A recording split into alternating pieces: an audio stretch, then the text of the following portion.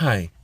So I'm here at the grocery store where I'll be picking up some items to make some dinners or lunches to take into work. I find this is a great tip.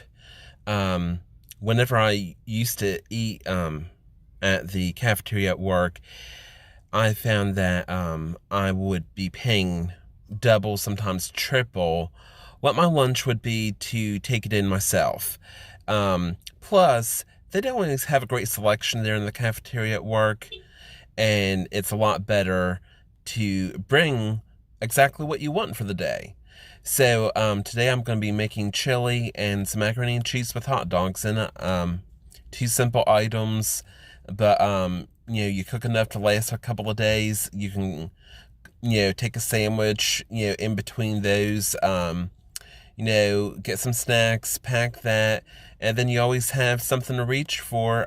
Some carrot sticks, some celery and peanut butter, some good healthy snacks, to keep with you at work.